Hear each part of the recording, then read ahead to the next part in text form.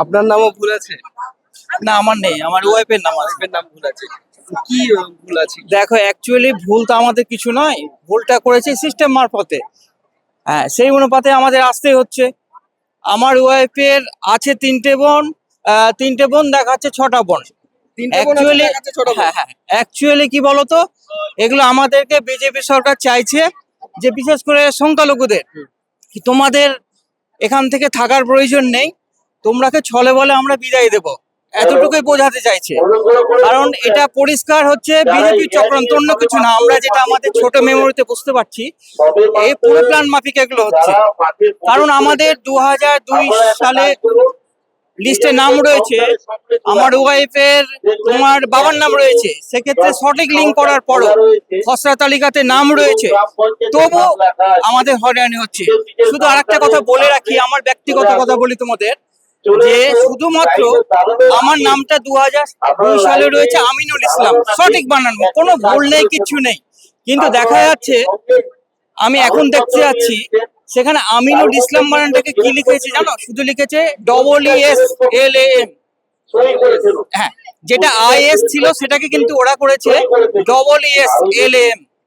এই যে logical discrepancy যেটা দেখানো হচ্ছে, বিহারে কিন্তু হয়েছে, এর আগে বিহারে হয়নি। না না না, তাহলে কি পশ্চিমবঙ্গে ওদের কোটাটা পূরণ হয়নি সেই কারণে? অবশ্যই অবশ্যই। কারণ শুভেন্দু অধিকারী যেটা বলেছে যে 1 কোটি প্লাস ভোট বাদ করতে হবে, এটাই কিন্তু প্ল্যানে চলছে। যেহেতু এর আগে পারেনি, খসড়া তালিকায় পারেনি, সেটাকে কিন্তু প্রমাণ করার চেষ্টা করছে। আমি তোমাকে আমার ব্যক্তিগত এক্সাম্পল দিলাম একটা, যে আমার নামটা তো অলরেডি ভুল করা হয়েছে। দেখো, আমরা তো বাঙালি সাধারণ ঘরের ফ্যামিলির ছেলে, আমরা কি করে বুঝবো যে এর নামটা কে করলো, ARFJ করেছে? এটা দেখো, আমাদের কিন্তু যুক্তিহীন বক্তব্য, আমাদের কিন্তু যুক্তিহীন দাবি এগুলো। কারণ আমাদের নাম সঠিক, সেটাকে কিন্তু বেসঠিক করা হচ্ছে সিস্টেম অনুপাতে।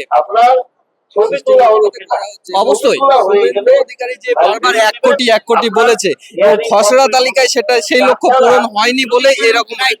একদম সত্য কথা। কারণ আমরা বিগত দিনে খসড়া তালিকায় দেখেছি, আমার ব্যক্তিগত বুথে বলি, মাত্র 34টা ভোট বাদ গেছিল শুধুমাত্র। এবং সেগুলো কিন্তু অ্যাকচুয়ালি আমরা পাড়ার লোক সহযোগিতা করে BLR কে দিয়ে আমরাই বাদ করে দিয়েছি। কিন্তু যখন দেখলো খসড়া তালিকায় পুরো নাম চলে এসছে, তখনই এরা প্ল্যানিং মাফিক এগুলো করছে। এটা আমার ব্যক্তিগত মত। এদিকে বাংলা নিয়ে বারবার যে মিথ্যা প্রচার চলছিল যে অনুপ্রবেশকারী আছে, বাংলাদেশি আছে, রোহিঙ্গা আছে, সেই ক্ষেত্রে উত্তরপ্রদেশে কিন্তু খসড়া তালিকাতে দ্বিগুণ সংখ্যা বাদ, দ্বিগুণ তিনগুণ সংখ্যা খসড়া তালিকাতে বাদ গেছে, কিন্তু বাংলাতে সেই অর্থে বাদ যায়নি। তাহলে কি ওদের যে ফেলিয়ার, সেই ফেলিয়ারকে লোকানোর জন্য এটা? দেখো, তোমাদের আমি আরেকটা কথা বলি। দেখো, আমি ব্যক্তিগতভাবে বলতে চাইছি, আজকে যে এই রোহিঙ্গার শব্দটা আসছে, দেখো রোহিঙ্গা কেমন আজ পর্যন্ত কেউ দেখেছে? রোহিঙ্গার কালার কেমন, রোহিঙ্গা কে, আজ পর্যন্ত তো বিন্দুমাত্র প্রমাণ হয়নি। যেহেতু বাংলা থেকে কে এসছে, আরে আমাদের স্বরাষ্ট্র দপ্তরিতে বলতে পারবে, কারণ বর্ডারকে তো তারাই ঘিরে রেখেছে, তারাই তো বলতে পারবে রোহিঙ্গা। তাহলে রোহিঙ্গাদেরকে অনুপ্রবেশ কে করালো?